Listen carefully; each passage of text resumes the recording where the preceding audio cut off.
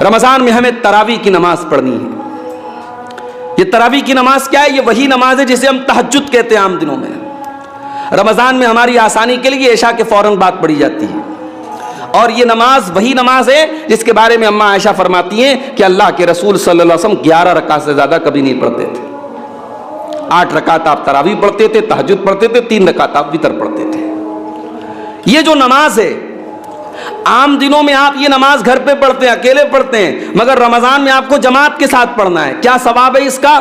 اللہ کے نبی صلی اللہ علیہ وسلم فرماتے ہیں من قام مع الامام حتی ینصرف، جو انسان تہجد کی نماز پڑھتا ہے، امام کے ساتھ تراویح پڑھتا ہے، جماعت کے ساتھ تراویح پڑھتا ہے، کتب لہ قیام لیلہ، اس کو پوری رات قیام کرنے کا ثواب ملتا ہے۔ گرمی کا موسم ہے، ظہر کی نماز پڑھنے کے لیے آپ مسجد میں آتے ہیں، فجر کے ٹائم آپ نے سحری کھائی تھی، ابھی تک آپ کے منہ میں بھوک و پیاس کے اثر آتے ہیں۔ ظہر کا وضو کرنے کے لیے آپ نے نل کھولا، ٹھنڈا ٹھنڈا پانی آپ کے حلق کے اندر جا رہا ہے، آپ کے منہ کے اندر جا رہا ہے۔ اس پانی کے 2-4 قطرے آپ اگر اپنی حلق کے اندر اتار لیں، کون دیکھنے جاتا ہے؟ کون ریکارڈ کرنے جاتا ہے؟ میرے پیارے بھائیو، وہ کون سی طاقت ہے سخت پیاس کے باوجود اور گرمی کے موسم کے باوجود اس پانی کو جو آپ کے منہ میں جا رہا ہے اس کو حلق کے نیچے اتارنے سے کون سی طاقت روک رہی ہے؟ اسی طاقت کا نام تقویٰ ہے، اسی طاقت کا نام اللہ کا ڈر ہے۔ روزہ ہمارے دل میں اللہ کا ڈر پیدا کرتا، اللہ کا تقویٰ پیدا کرتا ہے۔ رمضان میں ایک کام اور کریں، ڈیلی کوشش کریں، جب افطار کرنے کے لیے بیٹھیں کسی دوست کو، کسی رشتہ دار کو، کسی ساتھی کو، کسی بھی پڑوسی کو اپنے ساتھ افطار میں آپ بٹھا لیں۔ اس کا کیا ثواب ہے؟ اللہ کے رسول صلی اللہ علیہ وسلم فرماتے ہیں من فطر صائمن، جس نے کسی روزے دار کو افطار کرایا، کان لہ مثل اجر الصائم، تو جتنا ثواب روزہ رکھنے والے کو ملا اتنا افطار کرانے والے کو بھی ملے گا، اور اس کے ثواب میں کوئی کمی نہیں ہوگی، اس کو پورا ثواب ملے گا اور اتنا ہی ثواب آپ کو بھی ملے گا۔ تو میرے بھائیو، آپ ایک روزہ رکھیں گے لیکن ثواب 2 روزے کا ملے گا اگر آپ نے ساتھ میں صرف ایک انسان کو افطار کرایا۔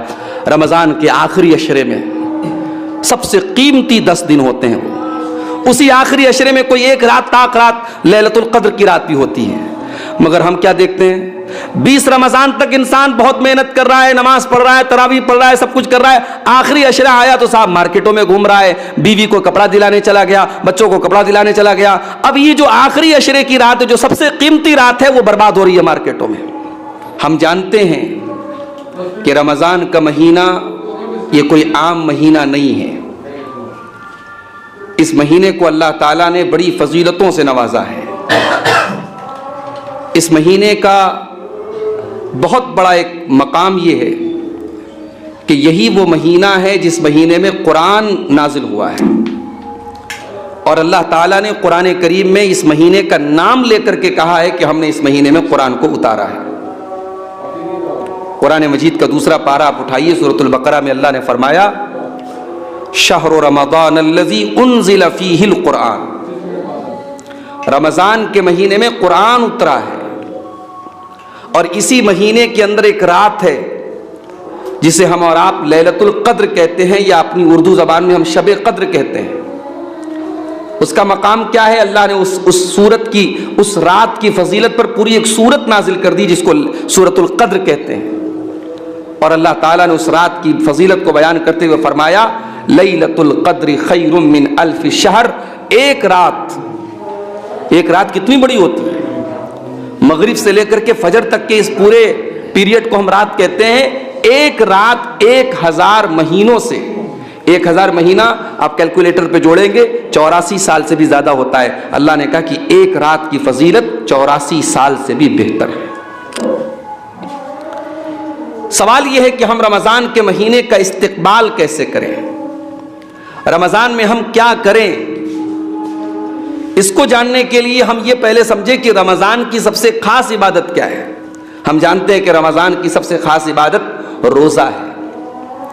روزے کو عربی میں صوم کہتے ہیں، اور صوم کے معنی بھوکا رہنا نہیں ہوتا، صوم کے معنی پیاسا رہنا نہیں ہوتا، صوم کے معنی ہوتے ہیں رک جانا۔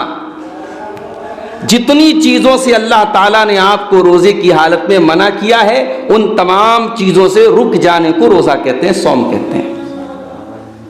اچھا، روزے کا مقصد کیا ہے؟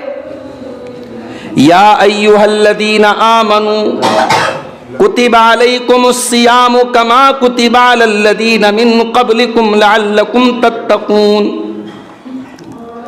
اے ایمان والو، تم پر روزے فرض قرار دیے گئے ہیں، یہ روزے فرض ہیں تمہارے اوپر، رکھنا ہی رکھنا ہے، کوئی بہانہ نہیں چلے گا۔ بچہ یا بچی بالغ ہو جائے اور جسمانی کوئی بیماری نہ ہو، روزہ فرض ہے۔ یہ بات یاد رکھیے آپ۔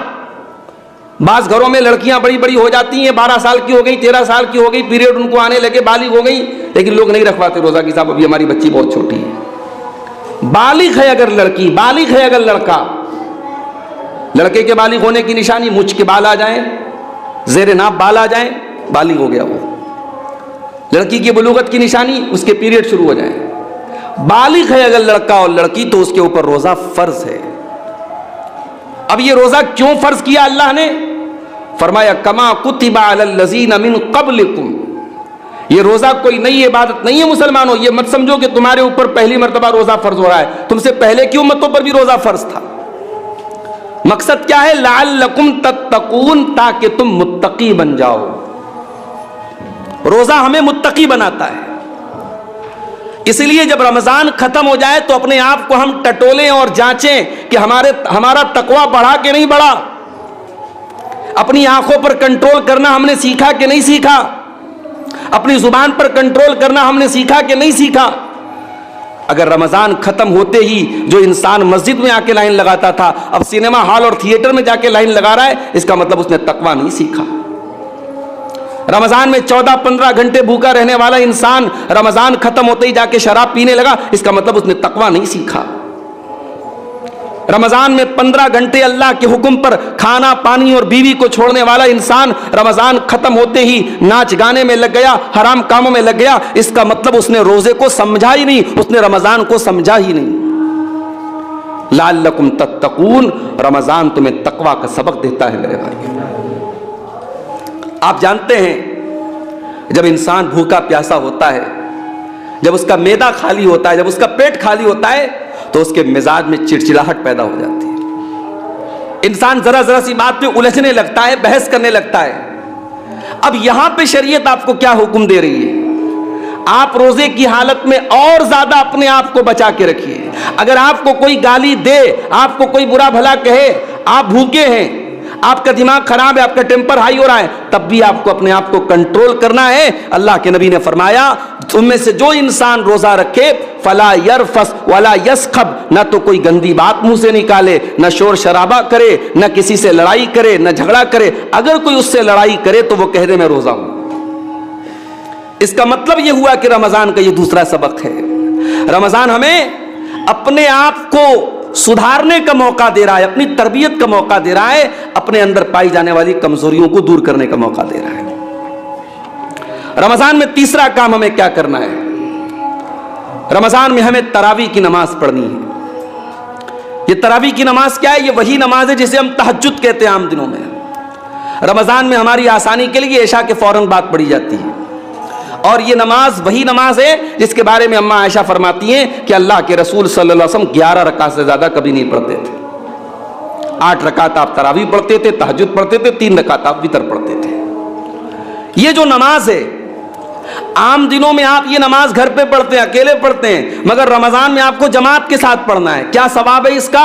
اللہ کے نبی صلی اللہ علیہ وسلم فرماتے ہیں من قام مع الامام حتی ینصرف، جو انسان تہجد کی نماز پڑھتا ہے، امام کے ساتھ تراویح پڑھتا ہے، جماعت کے ساتھ تراویح پڑھتا ہے، کتب لہ قیام لیلہ، اس کو پوری رات قیام کرنے کا ثواب ملتا ہے۔ بھائی آپ نے امام کے ساتھ تراویح 1 گھنٹہ پڑھی، آپ نے آدھا گھنٹہ پڑھی، آپ نے 1.5 گھنٹہ پڑھی، لیکن ثواب کتنا مل رہا ہے؟ پوری رات کا ثواب مل رہا ہے۔ تو تراویح کی نماز ہمیں پڑھنا ہے میرے بھائی۔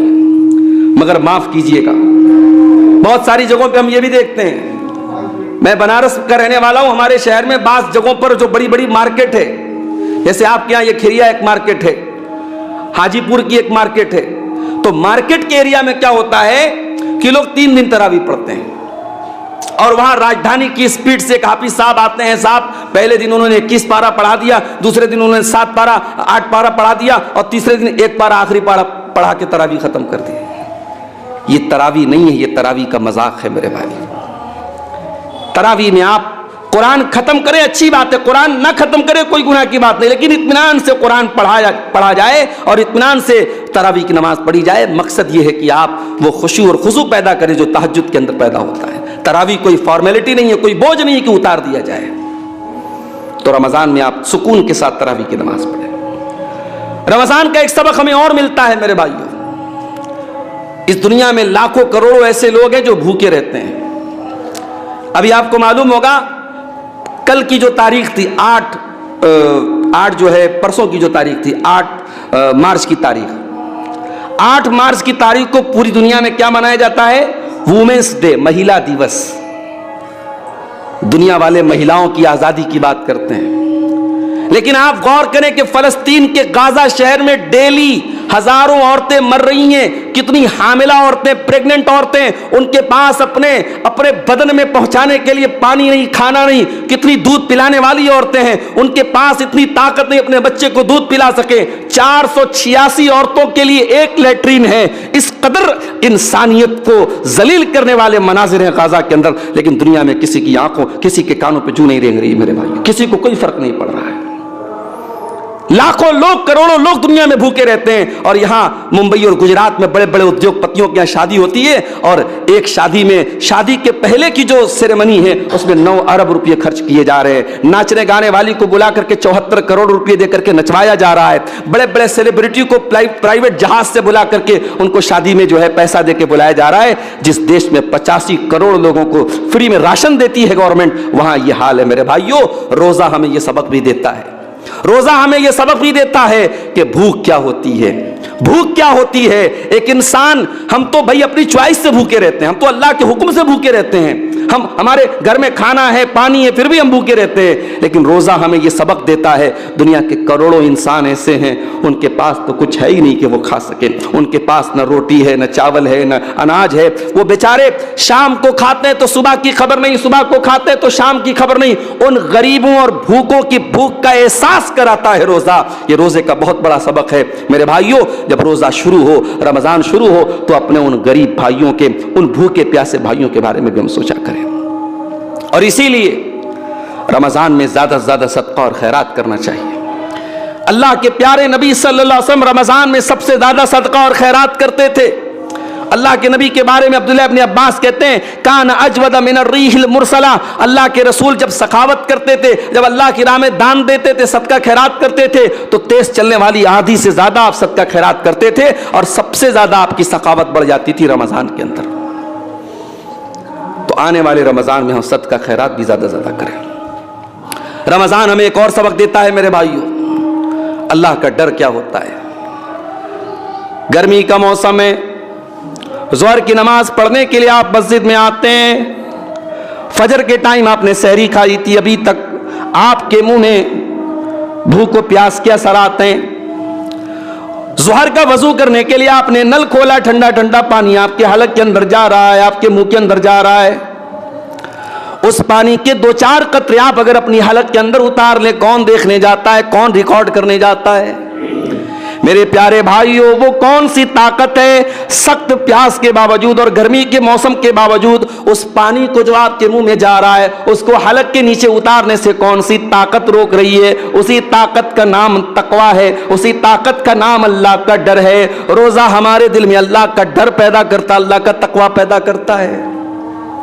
روزہ ہمیں یہ سکھاتا ہے کہ اگر اللہ کے حکم پر ہم حلال چیزوں کو چھوڑ سکتے ہیں, کھانا حلال ہے, پانی حلال ہے, بیوی حلال ہے, اور حلال چیزوں کو اگر اللہ کے لیے چھوڑ سکتے ہیں تو سگریٹ کو کیوں نہیں چھوڑ سکتے, شراب کو کیوں نہیں چھوڑ سکتے, گٹکھا کو کیوں نہیں چھوڑ سکتے, کھینی کو کیوں نہیں چھوڑ سکتے, گالی گلوچ کو کیوں نہیں چھوڑ سکتے, حرام کام کو کیوں نہیں چھوڑ سکتے. جس اللہ کے حکم پر ہم 1 مہینہ حلال چھوڑ سکتے ہیں, حرام بھی چھوڑ سکتے ہیں میرے پیارے بھائی.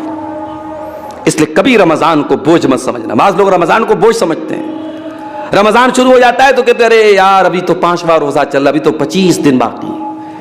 معاف کرنا میرے بھائیوں, یہ مومن کی نشانی نہیں ہے, یہ منافق کی نشانی ہے جو رمضان کو اپنے اوپر بڑا بھاری سمجھتا ہے۔ اللہ کے نبی جب رمضان آتا تھا اپنے صحابہ کو ویلکم استقبال کرتے تھے رمضان کا، اور اپنے صحابہ کو خوشخبری دیتے تھے۔ اللہ کے نبی جب رمضان کا مہینہ آتا تھا خطبہ دیتے تھے اور خطبے میں کہتے تھے اتاکم رمضان، اے میرے صحابہ رمضان کا مہینہ آ چکا ہے، وہ مہینہ آ چکا ہے جس میں جنت کے دروازے کھول دیے جاتے ہیں، جس میں جہنم کے دروازے بند کر دیے جاتے ہیں، جس میں سرکش شیاطین کو قید کر دیا جاتا ہے، جس میں ایک رات ایسی ہے جو 1000 مہینے سے افضل ہے۔ اللہ کے پیارے نبی خوش ہوتے تھے۔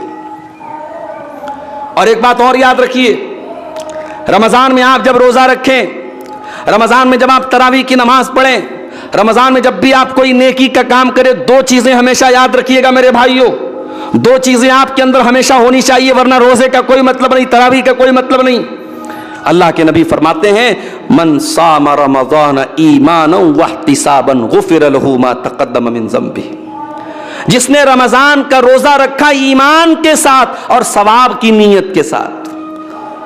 یہ نیت نہ ہو کہ صاحب ہمیں بھوکے رہنا ہے، ہماری صحت اچھی ہو جائے، ہماری کیلوری کم ہو جائے، ہمارا وزن کم ہو جائے۔ آپ کو ایمان رکھنا ہے کہ یہ روزہ اللہ نے فرض کیا ہے، اس تراویح کا حکم رسول نے دیا ہے، اس جو ہے تلاوت کا حکم اللہ نے دیا ہے، آپ کو ایمان رکھنا ہے اور ثواب کی امید رکھنا ہے۔ یہ دو چیزیں یاد رکھیے گا۔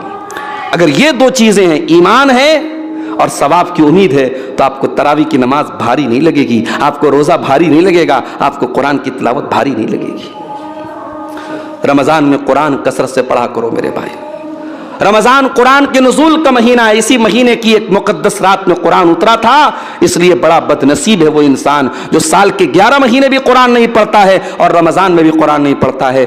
آج تو ماشاءاللہ آسانی ہے، موبائل پر آپ جائیے، گوگل ایپ پہ جائیے، گوگل اینڈرائڈ پلے اسٹور میں جائیے آپ، اور اس میں جا کے جو ہے آپ ٹائپ کر دیجیے احسن البیان۔ احسن البیان اردو کی بڑی اچھی تفسیر ہے، ٹرانسلیشن اور ترجمے کے ساتھ، تفسیر کے ساتھ آپ کے موبائل پر آ گئی۔ اب آپ قرآن بھی پڑھ رہے ہیں، ساتھ میں ترجمہ بھی پڑھ رہے ہیں، ساتھ میں تفسیر بھی پڑھ رہے ہیں۔ ہاں اگر آپ ترجمے کے بغیر بھی قرآن پڑھیں گے، صرف قرآن پڑھیں گے، اس کا بھی آپ کو ثواب ملے گا۔ قرآن پڑھنے والا کبھی نقصان میں نہیں رہتا ہے، ایک ایک حرف پر 10 نیکی ملے گی میرے بھائیوں۔ رمضان میں کثرت سے آپ قرآن پڑھیں۔ اسی طریقے سے رمضان میں ایک کام اور کریں، ڈیلی کوشش کریں جب افطار کرنے کے لیے بیٹھیں، کسی دوست کو، کسی رشتہ دار کو، کسی ساتھی کو، کسی بھی پڑوسی کو اپنے ساتھ افطار میں آپ بٹھا لیں۔ اس کا کیا ثواب ہے؟ اللہ کے رسول صلی اللہ علیہ وسلم فرماتے ہیں من فطر صائما، جس نے کسی روزے دار کو افطار کرایا، کان لہ مثل اجر الصائم، تو جتنا ثواب روزہ رکھنے والے کو ملا اتنا افطار کرانے والے کو بھی ملے گا، اور اس کے ثواب میں کوئی کمی نہیں ہوگی، اس کو پورا ثواب ملے گا اور اتنا ہی ثواب آپ کو بھی ملے گا۔ تو میرے بھائیوں، آپ ایک روزہ رکھیں گے لیکن ثواب 2 روزے کا ملے گا اگر آپ نے ساتھ میں صرف ایک انسان کو افطار کرایا۔ ہمارے یہاں کیا ہوتا ہے، مہینے میں ایک دن افطار پارٹی لوگ کرتے ہیں، پورے اپنے دوستوں کو دعوت دیتے ہیں، وہ الگ بات ہے، آپ افطار پارٹی دیتے ہیں، میں اس کو حرام غلط نہیں کہتا، وہ جائز ہے، لیکن آپ ڈیلی جب افطار کرنے کے لیے بیٹھیں تو ساتھ میں کسی نہ کسی ایک انسان کو ضرور لے لیں۔ رمضان میں ایک کام ہمیں آپ کو اور کرنا ہے، اور وہ کام یہ ہے میرے پیارے بھائیوں کہ رمضان چینجنگ کا مہینہ ہے۔ کھانے کا ٹائم بدل گیا، پینے کا ٹائم بدل گیا، سونے کا ٹائم بدل گیا۔ صبح 4 بجے کون اٹھ کر کے ناشتہ کرتا ہے؟ شام کو 6 بجے کون کھانا کھاتا ہے؟ دوپہر کا کھانا ختم ہو گیا، شام کو افطار ہو رہا ہے 6 بجے، صبح 4 بجے سحری کھا رہے ہیں، پوری زندگی بدل گئی۔ رمضان ہمیں یہ سبق بھی دیتا ہے میرے بھائیوں، اگر ہم چاہیں تو بہت کچھ بدل سکتے ہیں۔ انسان اگر یہ کہتا ہے صاحب مجھے اس بات کی لت لگ گئی، میرے اندر یہ گندی عادت آ گئی، ہمارے بعض نوجوان ہیں موبائل پر گندی چیزیں دیکھنے کی بری لت لگ گئی، بعض نوجوان ہیں ان کو جو ہے زناکاری کی اللہ نہ کرے لت لگ گئی، بعض نوجوان ہیں شراب کی اور نشے کی لت لگ گئی۔ میں کہتا ہوں دنیا کی کوئی لت ہے، اگر اللہ کا ڈر دل میں ہے، اگر اللہ کا تقوی دل میں ہے اور انسان ٹھان لے کہ مجھے یہ چیز چھوڑ دینا ہے، رمضان ہمیں یہ سبق دیتا ہے کہ ہم بری سے بری عادتوں کو چھوڑ سکتے ہیں، بدل سکتے ہیں میرے بھائیوں۔ تو آنے والے رمضان کو اپنی زندگی میں ایک گڈ چینج، ایک اچھے پریورتن کا مہینہ بنا لیں، اپنی بری عادتوں پر کنٹرول پانے کی کوشش کریں۔ رمضان کے آخری عشرے میں سب سے قیمتی 10 دن ہوتے ہیں، وہ اسی آخری عشرے میں کوئی ایک رات تاک رات لیلۃ القدر کی رات بھی ہوتی ہے، مگر ہم کیا دیکھتے ہیں 20 رمضان تک انسان بہت محنت کر رہا ہے، نماز پڑھ رہا ہے، تراویح پڑھ رہا ہے، سب کچھ کر رہا ہے، آخری عشرہ آیا تو صاحب مارکیٹوں میں گھوم رہا ہے، بیوی کو کپڑا دلانے چلا گیا، بچوں کو کپڑا دلانے چلا گیا۔ اب یہ جو آخری عشرے کی رات ہے، جو سب سے قیمتی رات ہے، وہ برباد ہو رہی ہے مارکیٹوں میں۔ ایک واقعہ آپ کو سناؤں۔ امام مالک رحمۃ اللہ علیہ بہت بڑے امام تھے اپنے دور کے۔ ایک مرتبہ وہ درس دے رہے تھے۔ اچھا، امام مالک کس چیز کا درس دیتے تھے؟ حدیث پڑھاتے تھے، حدیث کا درس دیتے تھے۔ ان کے درس کے دوران ایک انسان باہر سے آیا، چلانے لگا ہاتھی آیا، ہاتھی آیا۔ مدینہ میں ہاتھی نہیں ہوتا تھا۔ اب جتنے ان کے شاگرد تھے، اسٹوڈنٹ تھے، سب اٹھ کر کے چلے گئے کہ صاحب ہاتھی آیا، ہم نے کبھی ہاتھی نہیں دیکھا، چل کے ہاتھی دیکھ لیں۔ امام مالک کا ایک شاگرد تھا جس کا نام تھا یحییٰ بن یحییٰ لیثی، وہ بیچارہ بیٹھا تھا۔ امام مالک نے کہا بھائی تم کیوں نہیں گئے؟ سارے طلبہ چلے گئے ہاتھی دیکھنے، کیا تم پہلے ہاتھی دیکھ چکے ہو؟ تو اس نے بڑا پیارا جواب دیا یحییٰ بن یحییٰ لیثی نے۔ اس نے کہا امام صاحب انما قدمت المدینۃ لأرى مالکا لا لأرى فیلا، کہا کہ میں مدینہ اس لیے نہیں آیا ہوں کہ میں ہاتھی دیکھوں، میں مدینہ آیا ہوں امام مالک سے حدیث کا درس سیکھنے کے لیے، میں ہاتھی دیکھنے نہیں جاؤں گا، وہ 10 منٹ میرا برباد ہو جائے گا۔ اس کا مطلب یہ ہوا کہ امام مالک کے ان تمام شاگردوں میں صرف ایک شاگرد ایسا تھا جس کو پتا تھا کہ میرے آنے کا مقصد کیا ہے، اور اس نے اس مقصد کو برباد نہیں کیا، اور اس کا رزلٹ یہ نکلا کہ جب امام مالک دنیا سے چلے گئے تو انہوں نے جو حدیث پڑھائی تھی اس حدیث کی ایک کتاب تیار ہوئی۔ اس کتاب کا نام ہے موطا امام مالک، اور جا کر کے علماء سے پوچھ لو کہ موطا امام مالک تو بہت سارے لوگوں نے روایت کیا ہے، مگر امام مالک سے موطا امام مالک کا سب سے مستند اگر کوئی نسخہ ہے، سب سے اوتھینٹک اگر کوئی نسخہ ہے تو امام یحییٰ بن یحییٰ لیثی کا ہے، جس نے اپنی زندگی کو امام مالک سے حدیث سیکھنے کے لیے قربان کر دیا۔ میرے بھائیوں، رمضان کا مہینہ بھی سال کا بڑا قیمتی مہینہ ہے۔ موبائل کے ذریعے، فیس بک کے ذریعے، انسٹاگرام کے ذریعے، ناچ گانوں کے ذریعے بہت سارے ہاتھی آئیں گے اور آپ کو بھڑکانے کی کوشش کریں گے۔ ان ہاتھیوں سے ہوشیار رہنا، جس طریقے سے امام یحییٰ بن یحییٰ لیثی اپنے استاذ کے درس میں بیٹھے رہے اور نہیں گئے ہاتھی دیکھنے، ہمیں ان ہاتھیوں سے ہوشیار رہنا ہے، ہمیں موبائل سے ہوشیار رہنا ہے، ہمیں فیس بک سے ہوشیار رہنا ہے، ہمیں اپنے سال کے قیمتی دنوں کو برباد نہیں ہونے دینا ہے۔ بڑا قیمتی ٹائم ہوگا میرے بھائی، ایام معدودات، گنتی کے چند دن ہوں گے، 29 یا 30 دن کا روزہ ہوگا، ایک ایک دن کو بڑا سنبھال کے گزاریے گا۔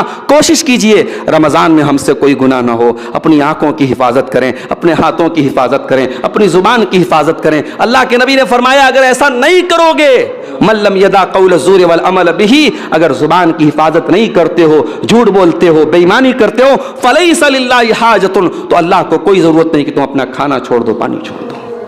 اس لیے میرے بھائیوں، آنے والے رمضان میں ہم روزہ رکھنے کے ساتھ ساتھ اپنی زبان کی، اپنے آنکھوں کی اور اپنے ہاتھوں کی بھی حفاظت کریں، اپنے وقت کو برباد ہونے سے بچائیں۔